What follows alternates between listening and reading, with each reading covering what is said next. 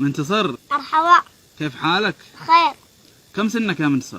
5 سنوات. 5 سنوات، ما شاء الله تبارك الله. طيب ايش تقول للمشاهدين في بداية المقطع؟ وصل المقطع 100 إعجاب. ايش؟ مزح. وصل المقطع 1,000,000 مشاركة. طيب اليوم جهزنا لك 100 سؤال، جاهز انك تجاوب عليها؟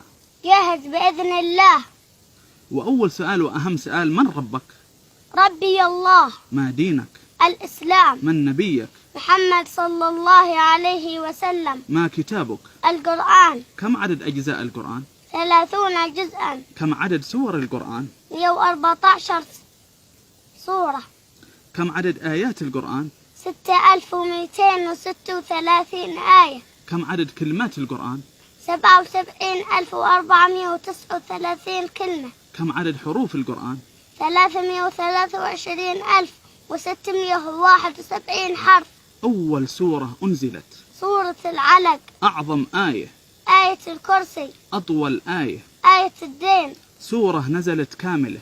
سورة الأنعام. ما هي ال7 المثاني؟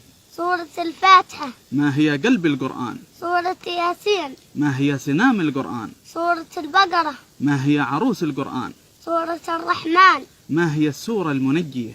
سورة الملك. آخر سورة أنزلت؟ سورة النصر. ما شاء الله. طيب كم عدد الصلوات المفروضة في اليوم والليلة؟ 5 صلوات مفروضة. أذكرها.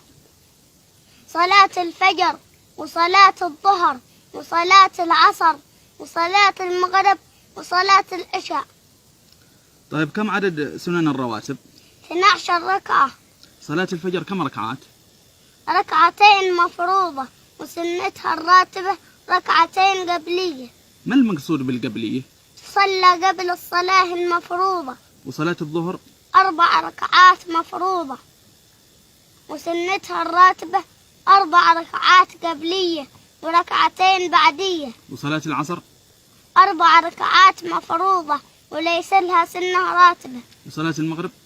3 ركعات مفروضة، وسنتها الراتبة 2 بعدية. صلاة العشاء؟ 4 ركعات مفروضة، وسنتها الراتبة 2 بعدية.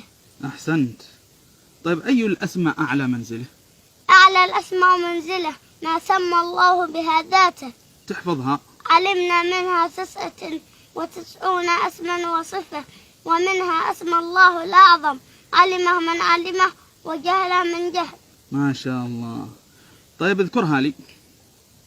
هو الله الرحمن الرحيم، الملك القدوس السلام، المؤمن المهيمن العزيز الجبار المتكبر الخالق البارئ المصور الغفار القهار الوهاب الرزاق الفتاح العليم القابض الباسط الخافض الرافع المعز المذل السميع البصير الحكم العدل اللطيف الخبير الحليم العظيم الغفور الشكور العلي الكبير الحفيظ المقيت الحسيب الجليل الكريم الرقيب المجيب الواسع الحكيم الودود المجيد الباعث الشهيد الحق الوكيل القوي المتين الولي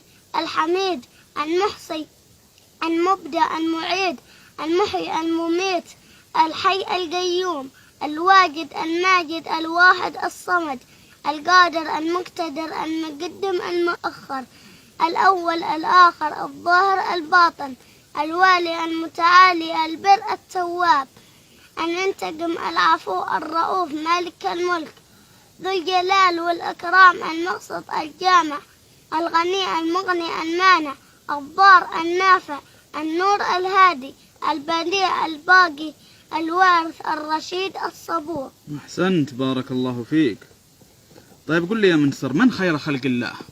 خير خلق الله طه أحمد أبا القاسم النبي محمد صلى الله عليه وسلم، ابن عبد الله ابن عبد المطلب ابن هاشم ابن عبد مناف ابن قصي ابن كلاب ابن مرة ابن كعب ابن لؤي ابن غالب ابن فهر ابن مالك ابن النضر ابن كنانة ابن خزيمة ابن مدركة ابن إلياس ابن مضر ابن نزار ابن معد ابن عدنان، نسبة إلى إسماعيل ابن إبراهيم عليهما وعلى نبينا الصلاة والسلام. أحسنت. كم عدد أركان الإسلام؟ 5. اذكرها.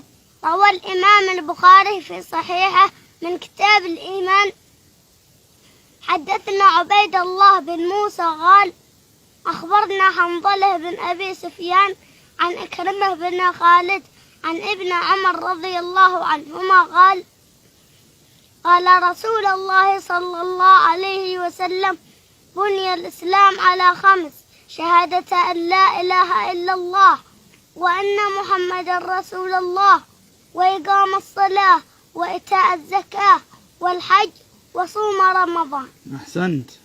شرب لك شاهي مدام.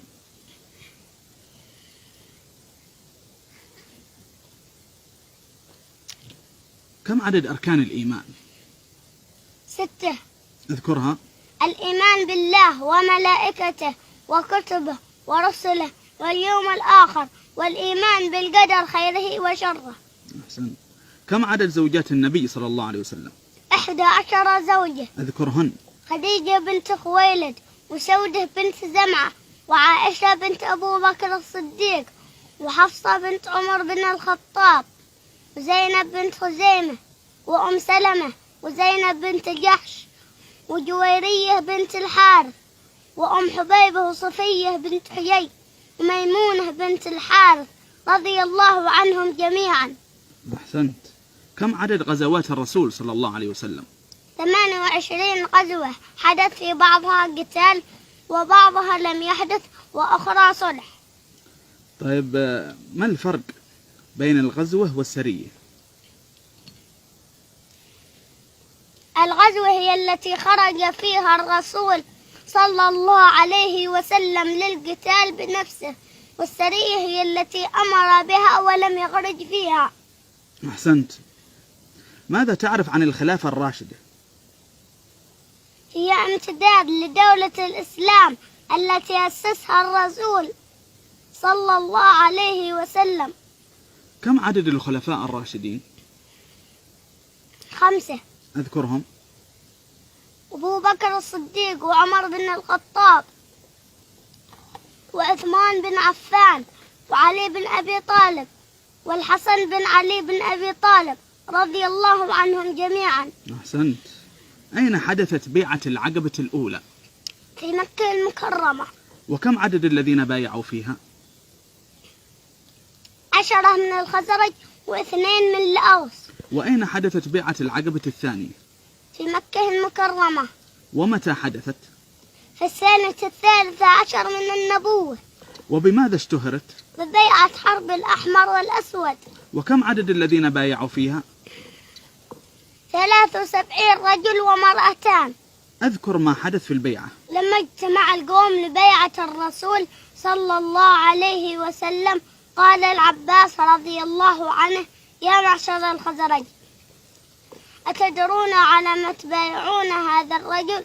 قالوا: نعم. قال: إنكم تبايعونه على حرب الأحمر والأسود من الناس، فإن كنتم ترون أنكم إذا نهكت أموالكم مصيبة وأشرافكم قتل أسلمتموه، فمن الآن فهو والله خزي الدنيا والآخرة إن فعلتم، وإن كنتم ترون أنكم وافون له بما دعوتم إليه على نهكة الأموال وقتل الأشراف فخذوه، فهو والله خير الدنيا والآخرة.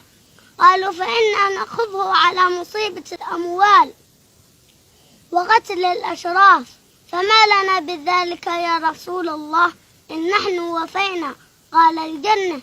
قالوا: فابسط يدك نبايعك، فبسط يده فبايعوا. أحسنت، بارك الله فيك. سعل سلهم سلهم 10 دقيقة. حم. طيب، ما هو أصح كتاب بعد كتاب الله؟ كتاب صحيح البخاري. وماذا تعرف عن الخلافة الأموية؟ هي أول الملك العرب الذي ذكره رسول الله صلى الله عليه وسلم، وهم والله أهل فتوحات، وقد حملوا راية الإسلام بحقها يوم أن حملوها. أيوة. من الذي أسس الخلافة الأموية؟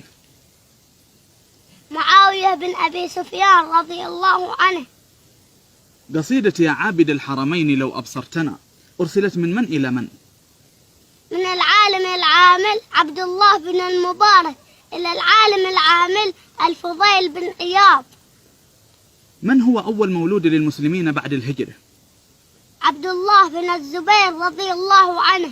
وبماذا كان يلقب؟ فارس الخلفاء. كم من عذق رداح لمن؟ لأبي الدحداح في الجنة، قالها رسول الله صلى الله عليه وسلم. من القائل لئن عشت إلى غابل لأصومن التاسع مخالفة لليهود؟ رسول الله صلى الله عليه وسلم.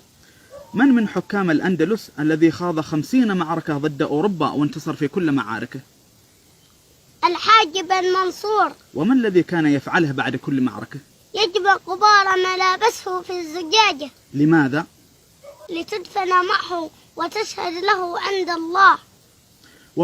ومن الذي أعطاه رسول الله عصاه وقال له بها أعرفك بالجنة؟ عبد الله بن أويس رضي الله عنه. من زوجات النبي التي أرسل إليها سلام من الله عبر جبريل؟ خديجة بنت خويلد رضي الله عنها. من الصحابي الذي أخبره رسول الله أن جبريل يقول أن الله راض عنك فهل أنت راض عنه؟ أبو بكر الصديق رضي الله عنه. من الذي رمى إبراهيم عليه السلام في النار؟ النمرود بن كنعان. من الحاكم الذي أمر أهل مملكته أن لا يغلقوا أبواب بيوتهم ودكاكينهم ل3 أيام مع لياليها؟ صلاح الدين الأيوبي. لماذا؟ ليطمئن على الجبهة الداخلية. فما كانت النتيجة؟ لم تحدث أي سرقة. وبماذا أفاده ذلك؟ توجه إلى الجبهة الخارجية وفتح بيت المقدس. الله أكبر. من الخليفة الذي كان عاما يغزو وعاما يحج؟ هارون الرشيد. وكم حكم من الأرض؟ ربع الأرض. وكم كان يصلي في اليوم والليلة؟ 100 ركعة. وبكم كان يتصدق في اليوم من ماله الخاص؟ 1000 درهم. وماذا كان يقول وهو يبكي عند قبره الذي حفره بيده؟ يا من لا يزول ملكه ارحم من يزول ملكه. أحسنت. من الذي ناظر كبار الملاحدة وغلبهم وهو دون 12 من عمره؟ الإمام أبو حنيفة. من العالم الذي اشتهر ببراعته في المناظرة؟ الإمام الباقلاني. من علماء الإسلام الذي ختم القرآن في السجن 80 مرة؟ شيخ الإسلام ابن تيمية. وعندما توفى كان يقرأ أي آية من القرآن؟ إن المتقين في جنات ونهر. في من نزل قوله تعالى ومن يخرج من بيته مهاجرا إلى الله ورسوله ثم يدركه الموت فقد وقع أجره على الله وكان الله غفورا رحيما؟ ضمرة بن جندب رضي الله عنه. من الرجل الذي قتل الأسد الذي جلبوه جيش الفرس لقتال المسلمين؟ هاشم بن عتبة رضي الله عنه. من سيف الله المسلول؟ خالد بن الوليد رضي الله عنه. من أسد الله؟ حمزة بن عبد المطلب رضي الله عنه. من حواري رسول الله؟ الزبير بن العوام رضي الله عنه. من سيد شباب أهل الجنة؟ الحسن والحسين رضي الله عنهم. من صديق هذه الأمة؟ أبو بكر الصديق رضي الله عنه. من فاروق هذه الأمة؟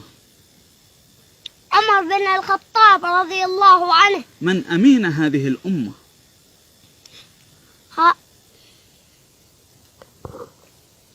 أبو عبيدة بن الجراح رضي الله عنه. من حبر هذه الأمة؟ عبد الله بن العباس رضي الله عنه. من قائد كتيبة الموت الإسلامية؟ عكرمة بن أبي جهل رضي الله عنه. اشرب شاي.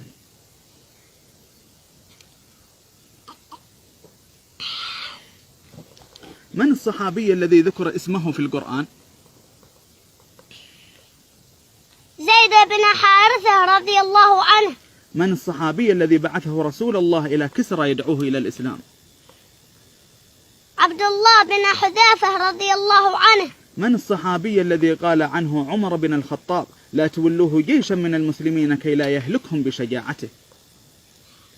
البراء بن مالك رضي الله عنه. من رجل المهمات الخاصة في جيش المسلمين؟ محمد بن مسلمة رضي الله عنه. من أمين وحي السماء؟ جبريل عليه السلام. من هم العشر المبشرين بالجنة؟ أبو بكر الصديق، وعمر بن الخطاب، وعثمان بن عفان، وعلي بن أبي طالب، وطلحة بن عبيد الله، والزبير بن العوام، وعبد الرحمن بن عوف، وسعد بن أبي وقاص، وسعيد بن زيد، وأبو عبيدة بن الجراح رضي الله عنهم جميعا. أحسنت. ما هي السنة التي تسببت بانتصار جيش المسلمين على أعدائهم قبل أن تبدأ المعركة؟ سنة السواك. ما الذي طلبه أصحاب الكهف من ربهم؟ الرشد. وما الذي طلبه الجن من ربهم عندما سمعوا القرآن لأول مرة؟